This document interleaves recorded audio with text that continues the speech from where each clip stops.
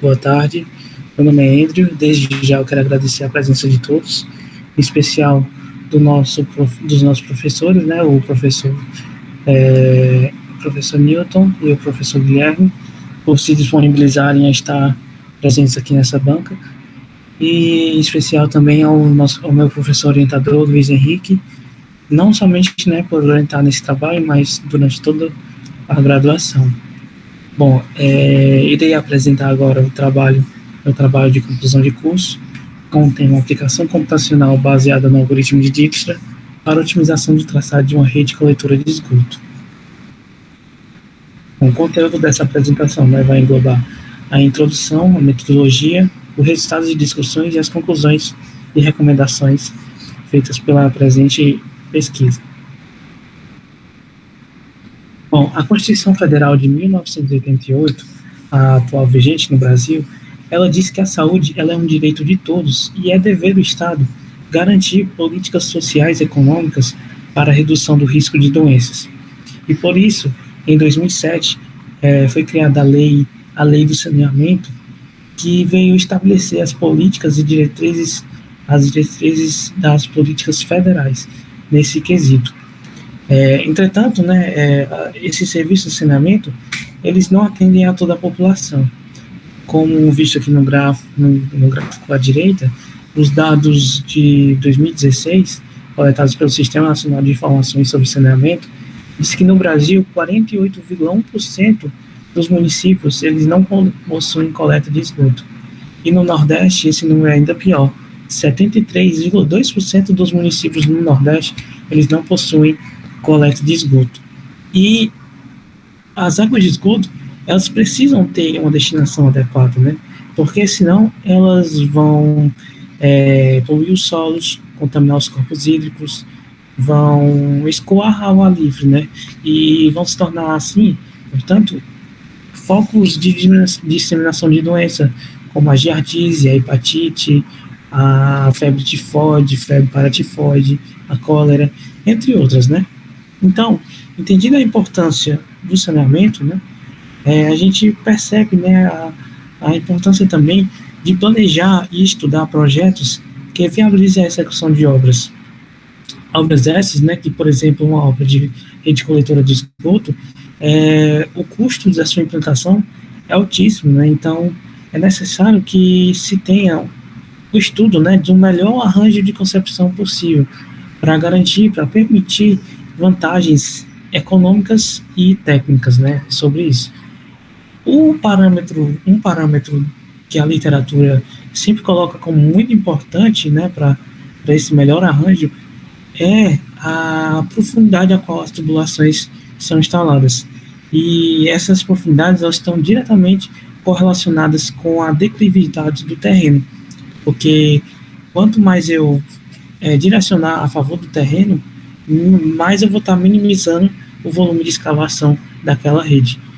E essa análise ela tem que ser feita assim para o ambiente inteiro, né, para a rede inteira, o que se torna uma atividade complexa quando a gente está falando de grandes bacias, né?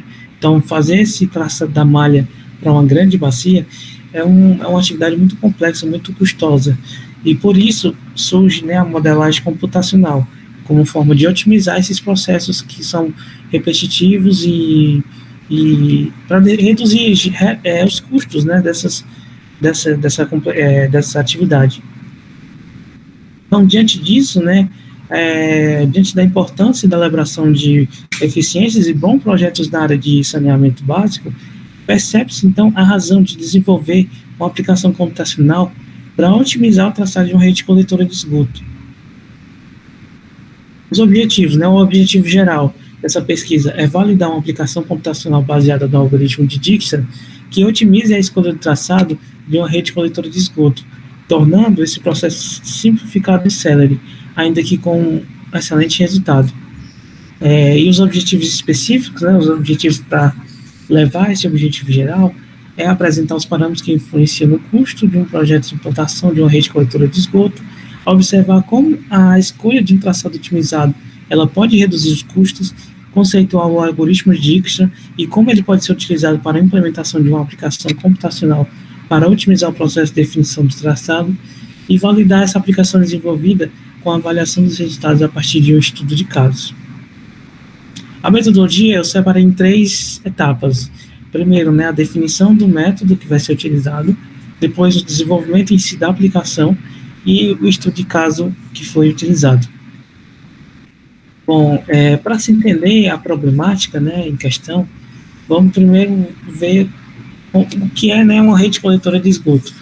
Bom, essas redes coletoras de esgoto, elas possuem as seguintes partes constituintes: um conjunto de ligações prediais, conjunto de coletores de esgoto e um conjunto de órgãos acessórios. E esses coletores de esgoto são as tubulações que passam, né, nas ruas, nas calçadas, e elas devem, em qualquer ponto da sua extensão, receber as ligações prediais. E entre os coletores de esgoto estão os órgãos acessórios, que o mais comum deles é os postos de visitação, que são aquelas câmeras visitáveis que servem para a manutenção da rede. Aí aqui na direita a gente vê a imagem utilizada lá de Pandolfo, 2021, 3 situações da qual o coletor pode se apresentar, que seria na situação a favor do terreno, na situação B, em um terreno plano, e na situação C, em um terreno com aclive, né, um terreno subindo. Aí a gente percebe que na situação A e B são situações boas, né, situações ótimas. A situação A seria excelente, a situação B é uma situação boa, já na situação C seria uma situação assim, desagradável, né? Então a gente tem que minimizar o tanto quanto possível a situação C. E aqui na esquerda tem a fórmula da inclinação do terreno, né? Que seria a diferença de cotas a montante e jusante dividido pelo valor da distância horizontal entre os dois pontos, né, do trecho. Bom, aí para se fazer a otimização de cada trecho é necessário, né, que alguns critérios que influenciam essa orientação do trecho, que são a localização da estação de tratamento, porque todo o fluxo da rede vai ter que fluir para esse ponto, né? E a topografia do terreno. A topografia do terreno, como eu disse, né, vai influenciar para saber se vai ser a favor ou contra o terreno. Bom, aí preferiu-se nesse trabalho, né, modelar essa rede coletora de esgoto em formato de um grafo. O que seria um grafo, né? Um grafo, na teoria dos grafos, que é uma área da matemática, que estuda o conjunto de objetos que estão interligados entre si e que eles podem ou não estar relacionados por alguma propriedade. Aqui na direita tem um exemplo de um trecho de um grafo, né? Aí seria um grafo, seriam vários desses aqui, que seriam 2 nós, né? Um nó 1, nó 2, que são os vértices, que estão ligados por uma aresta. Essa aresta, ela pode ter, por exemplo, uma propriedade, que no caso aí será a propriedade de inclinação, por exemplo, certo? Aí ela está orientada, né, do sentido do nó 1 para o nó 2. Bom, por que utilizar grafos, né? Os grafos, eles permitem que a gente visualize de forma gráfica, né, o problema em questão que a gente está modelando. Então, esse é o porquê, né? Depois de ter modelado a rede, né, a gente pode adicionar algoritmos de otimização.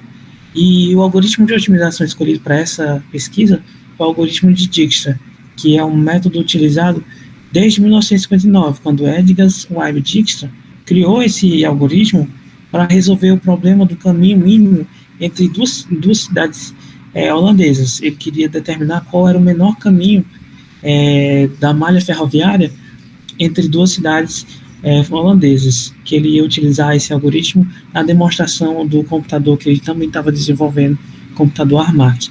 Bom, esse algoritmo, ele é um algoritmo que deve ser utilizado para redes orientadas com pesos positivos ou nulos. Não pode se utilizar com pesos negativos. Ele tem uma complexidade ON2 e é um método de correção permanente. Aí, o peso utilizado nessa pesquisa foi o peso estava correlacionado ao sentido do terreno, né? Quando estava sendo analisado a favor do terreno, o peso foi 0, para ele favorecer esses trechos que estão a favor do terreno. E quando estivesse subindo, né, aí o peso seria a própria inclinação daquele trecho. Bom, no final do algoritmo, ele nos dá 2 vetores, um vetor predecessores e um vetor de distâncias. Nesse vetor de predecessores, a gente encontra o menor caminho entre o vértice A e o vértice B.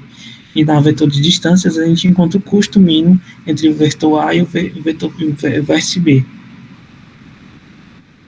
Bom, no desenvolvimento da aplicação, a linguagem de programação escolhida foi a linguagem C#, por causa dela ser de fácil compreensão, né, e ser aplicada à plataforma da Microsoft, que é a plataforma .NET, que já está na sua versão 5, que é uma versão que já aceita executar os programas em outros ambientes, como o ambiente do Windows, do Linux e do Mac.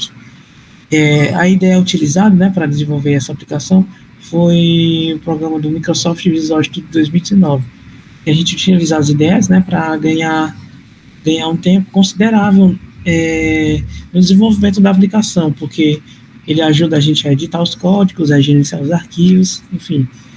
Aí aqui na direita tem um fluxograma da aplicação, né, que começa com um arquivo DXF, aí a gente faz a leitura desse arquivo, cria-se o grafo a partir da leitura do arquivo, executa o algoritmo Dijkstra, aí você vai se obter duas matrizes, a matriz de custos mínimos e a matriz de predecessores, e a partir do número de subbacias que o usuário vai digitar, você consegue escolher quais são os nossos finais da rede. Bom, aí depois de ter os nossos finais da rede, já é possível também solucionar a rede, solucionar a orientação da rede, né, e subdividir as subbacias. Depois disso, a gente gera dois arquivos, que é o arquivo de saída, né, no formato de desenho, DXF, e um arquivo no formato script, que eu vou informar mais na frente o que se trata. Bom, a estratégia de programação utilizada foi a estratégia de programação orientada a objetos, por causa que ela permite a criação de um código mais estruturado, com possibilidades reduzidas de falhas e de erros, né? E essa programação orientada a objetos é justamente popular pela sua eficiência e organização, porque ela permite que a gente separe os códigos, as linhas do código, em classes de objetos, né? Aí aqui na direita está o diagrama de classes UML que eu utilizei para desenvolver essa aplicação. Bom, na entrada de dados, como eu disse, né, vai ser por um arquivo DXF, ele vai ter que conter o layout das ruas, que vão ser linhas, né, no formato de linhas, no layer network. A topografia do terreno vai ser polilinhas no layer topography, e a localização da estação de tratamento no layer SDS tem que ser um círculo. Bom, no layout das ruas, que são linhas, né, é importante dizer que esses encontros dessas linhas tem que estar bem definido. Então, o endpoint, né, delas tem que estar bem conectado. Porque senão essa aplicação não tem a opção de interpretar esses erros, né? E na topografia do terreno, as polilinhas elas precisam ter determinados, né, nas suas propriedades, qual é a elevação de cada polilinha. Bom, a partir disso, né, depois da leitura dos arquivos, é preciso determinar qual é a elevação dos nós. E isso a gente faz por uma função de interpolação, que aplica uma média ponderada por quadrante para saber qual é a elevação daqueles nós, né? E aí eu pego aquele nó e eu descubro qual é o nó, qual é o ponto das curvas de nível mais próximo no primeiro quadrante, no segundo, no terceiro e no quarto. Faço uma média aplicando uma função de ponderação, que é o inverso da distância euclidiana entre esses pontos, e aí eu tenho a elevação de cada nó. Bom, depois disso, né, eu tenho um número de subbacias que também é informado pelo usuário, e a partir disso eu faço a modelagem da rede, como um grafo, né. No final desse processo, eu vou orientar a rede de uma forma que sempre o vértice inicial seja de maior elevação. Dessa forma, a rede vai estar orientada de acordo com o terreno. Ele é o processamento, né? O pré-processamento com o algoritmo Dijkstra, eu vou obter duas matrizes, né? A matriz de custos mínimos e a matriz de predecessores. Como eu disse anteriormente, né? O peso considerado para essa aplicação foi o sentido do terreno, né? Se o terreno está a favor do terreno, sentido, então é 0. Se está desfavorável ao terreno, então a própria inclinação do terreno vai ser o peso daquela aresta. Bom, aí esse pré-processamento ele é executado uma única vez. E a solução, né, a solução do traçado, ela se dá por diversas consultas e análises dessas duas matrizes que são geradas nesse momento aqui. Aí vem a escolha dos nossos finais, né? A escolha dos nossos finais para obter qual é a combinação que gera o menor somatório de custos dos vértices até uma rede de vértice, até o final da rede, né? Até um vértice do final da rede. Essas combinações elas são atualizadas à medida que vão sendo encontradas umas combinações melhores. Então, por exemplo, eu começo com a ETE, né? A ETE, somente a ETE, aí eu vou, ETE 1, o 2, o 3, o 4, o 5, o 6, o 7, o 8, o 9, pronto, ele encontrou o 6 sendo a melhor. Aí ele fixa o 6 e vai analisar qual é a melhor entre o outro. Aí encontrou um 1. Fixou esses 3, vai analisar qual é a melhor de 4. Aí fixou o 8. Entendeu? Então ele vai analisando de combinação a combinação. E a cada combinação vai se atualizando ali o conjunto de nós finais, né? Que nessa equação que tem na esquerda aqui, ó. Que ela vai fazer o somatório dos custos, né? Dos custos mínimos. Que essa função aí, essa função de VAU, ela faz uma consulta lá naquela matriz de custos mínimos gerado no algoritmo de Dijkstra, que ela vai pegar, né, do V, o V, vamos supor que o V é 1, ela vai pegar do V igual a 1 e vai até o nó U, né, o nó U seria pertencente ao conjunto dos nós finais, que é de cada combinação, né, então vamos supor que a combinação no momento é a ETE e o nó 5, então eu estou com V igual a 1, aí ele vai analisar, do 1 até o 5 dá certo custo, e do 1 até a ETE dá certo custo. O menor desses dois, ele pega e armazena no somatório. Aí ele faz isso para o V1, V2, V3, V4 e faz o somatório disso tudo. Isso vai ser um somatório da combinação. Aí ele faz para a próxima combinação. A melhor combinação, ou seja, aquela que tiver o menor número, é a que ele vai escolher. Entendeu? Aí no final eu vou ter a melhor combinação dos nossos finais. Escolhida, né, os nossos finais, eu já posso fazer a orientação dos trechos, né? A orientação dos trechos, ela segue essa regrinha aí que está nessa fórmula, que foi depois de analisar bastante, né, analisar bastante o código, percebi essa formulazinha aí, que quando eu faço a diferença, né, entre o V2 e o V1, até um nó final mais próximo, né, eu faço o mínimo, né, dessa função. Se essa diferença entre eles dois for igual à inclinação, aí a direção é contrária ao terreno, porque vai estar preferindo subir, né? Vai estar preferindo subir o trecho, né? E se essa diferença for diferente, a inclinação, então a direção está a favor do terreno. Aí eu faço isso para cada trecho, né? Tem o V1 e o V2 de cada trecho, faço isso para cada trecho. No final das contas, eu tenho uma solução para cada trecho. Aí, depois de ter a solução de cada trecho, eu posso fazer a separação das subbacias. Que aí eu pego do trecho, eu pego o V2 até qual é o nó final mais próximo que tem, né? O nó final de menor custo. Aí ele vai armazenar qual é o W que gera o menor custo do V2 até ele. Para cada trecho também, para cada trecho vai ter o seu W. Que no caso, por exemplo, estamos analisando o trecho 77. Aí tem o V2 desse trecho. Ele viu que para o 77, esse trecho 77, o W seria o nó final 3. O nó final 3 vai estar associado a esse trecho. Aí eu faço isso para cada trecho e pronto, eu vou estar garantindo, né, o menor custo para cada trecho. Vou estar fazendo uma correlação, né, entre os trechos e os nós finais. Aí a saída de dados, ela se dá por um arquivo no formato DXF, que é um arquivo que eu vou ter como base o arquivo de entrada.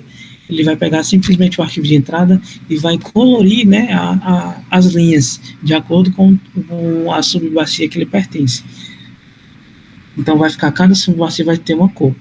E além disso, também, para melhor compreensão da solução obtida, né, criei um arquivo no formato script, para ser executado no prompt de comando do programa que vai ser executado, esse DXF. Aí, esse arquivo script, ele cria essas representações que estão aí nessa figura, né? Um triângulo, as bolas, esse X no nó final. Então, um triângulo seria o sentido do trecho, né? O sentido do trecho, e o X seria nos nós finais, e também uma bola azul nos triângulos com trechos contrários ao terreno. Aí, além disso, eu também peguei o tempo de execução de cada etapa, né, com o stopwatch do pacote System Diagnostics. Eu peguei o tempo de leitura do arquivo de entrada, o tempo da criação do grafo, o tempo de pré-processamento com o algoritmo Dijkstra, o tempo de solução da rede e o tempo de escrita do arquivo de saída. Aí eu somei tudo e tenho um tempo total de execução da ferramenta. Bom, aí o estudo de caso, né? O estudo de caso ele foi aplicado a essa malha aqui, que é do município de Teodoro e Sampaio, é uma malha real, lá no estado de São Paulo, que tem 74 nós e 125 trechos. Esse foi um estudo feito também por Rodrigues et al. Em 2019, e aí eu comparei os resultados que ele obteve na sua pesquisa com os objetos nessa pesquisa. Bom, o cenário que foi comparado foi o segundo cenário lá da pesquisa de Rodrigues et al., em que ele definiu o nó 41 e o nó 51 como sendo os nós finais da subbacia, né? E ele definiu isso de forma convencional, né? De forma convenção entre os autores, enquanto que aqui nessa presente pesquisa, eu defini o nó 51 como sendo o nó final da estação de tratamento de esgoto, e o outro nó final da outra subbacia, eu deixei que o programa escolhesse, né, de forma automática. Aqui é uma comparação dos dois computadores utilizados, que lá na pesquisa, né, de Rodrigues et al.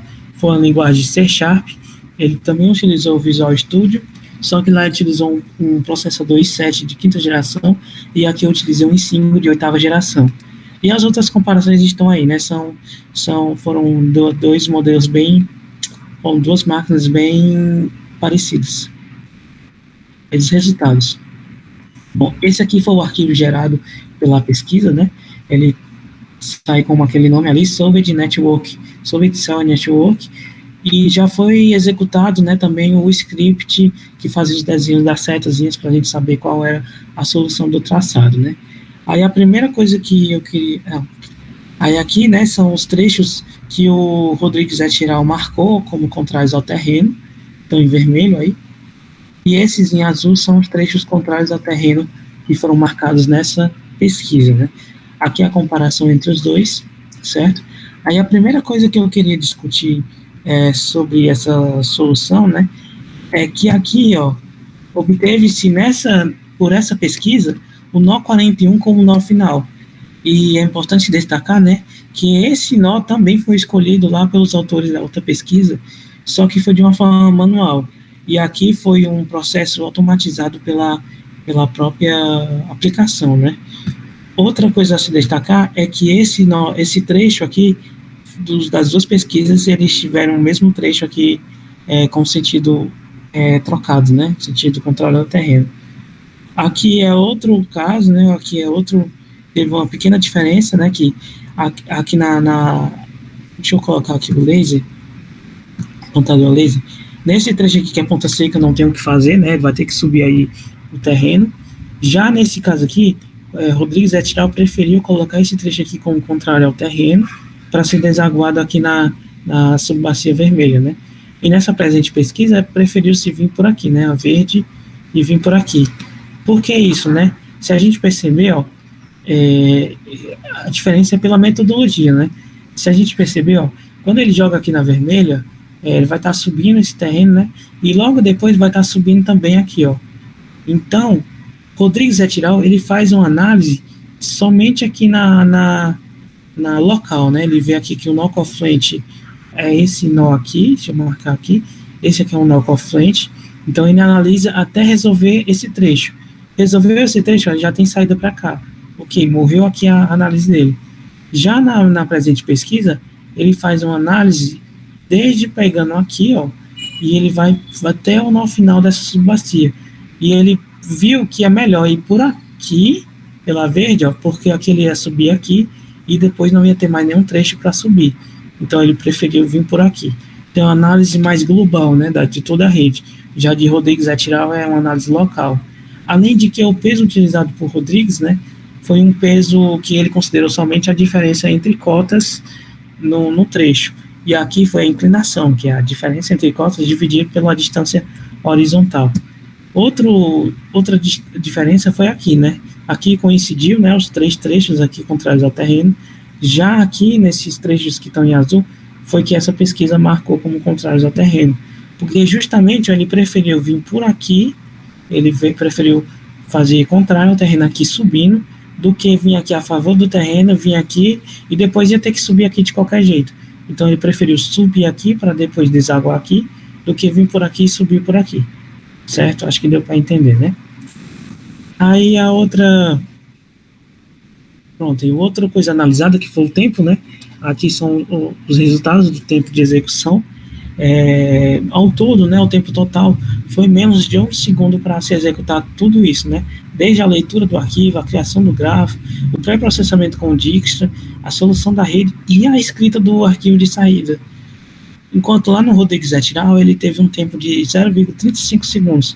Que esses dois tempos, né, são igualmente significantes. Menos de 1 segundo para resolver toda a rede. Aí eu chego nas conclusões, né? A primeira conclusão, né, que o objetivo dessa pesquisa, que era otimizar a escolha do traçado de uma rede coletora de esgoto, ela foi alcançada a partir do desenvolvimento de uma aplicação com linguagem C#, né, que além da estratégia de programação orientada a objetos, conseguiu-se, né, com isso, executar um aplicativo com menos de 1 segundo, né. Então, o tempo de execução foi um tempo muito baixo. Com o algoritmo de Dijkstra, colocando um peso, o parâmetro da inclinação, que, de acordo com a literatura, é um parâmetro que interfere significativamente no custo de implantação de uma rede coletora de esgoto.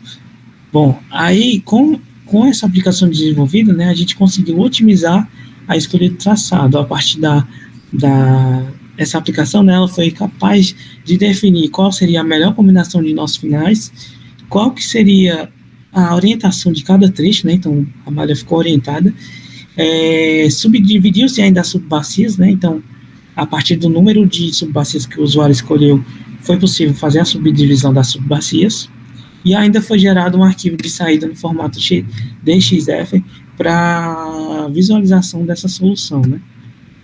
Aí teve o estudo de caso, né? Lá na Teodoro Sampaio, na rede Teodoro Sampaio em São Paulo, que a gente percebeu uma convergência do nó final escolhido, tanto da pesquisa de Rodrigues quanto dessa, né? Só que lá em Rodrigues et al., como eu disse, né, foi uma escolha manual, né? Foi uma escolha convencional dos autores, já que foi o próprio algoritmo que escolheu, dentro daquele 1 segundo, né, menos de 1 segundo de aplicação, ele escolheu qual seria o outro nó final da subbacia. Houveram divergências, né, na solução do traçado, mas eu não considero essas divergências como sendo divergências significativas, né, que foram divergências, foram parecidas, né. Então, os objetivos dessa pesquisa foram alcançados.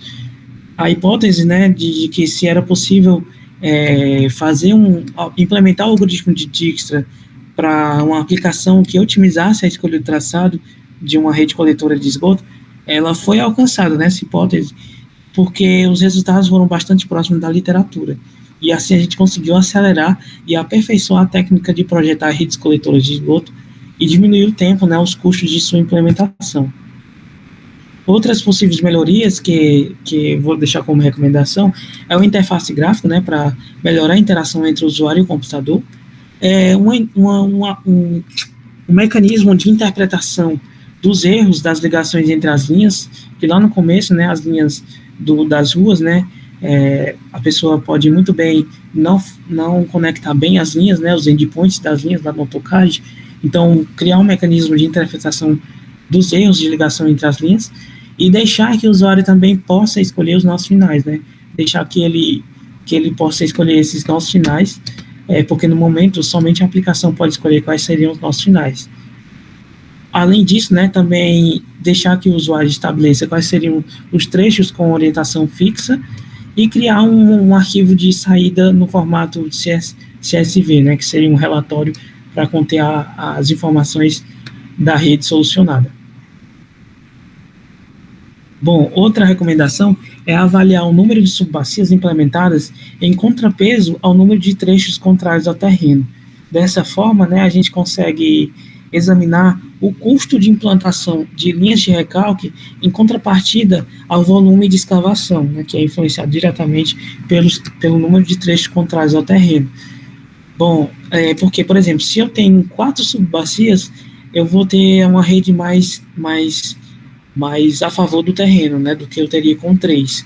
Porém, eu aumento o valor com elevatórios, né, sistemas de elevatórios, mas eu reduzo o custo com o volume de escavação. Se eu faço o contrário, né, então o contrário também acontece. E outra recomendação é que se aplique esse algoritmo que foi desenvolvido em redes maiores e mais complexas para se obter os resultados, né? E essas aqui são as referências utilizadas. Ao todo foram 24, né? Elas vão aqui aparecer na tela. Foram 24 referências.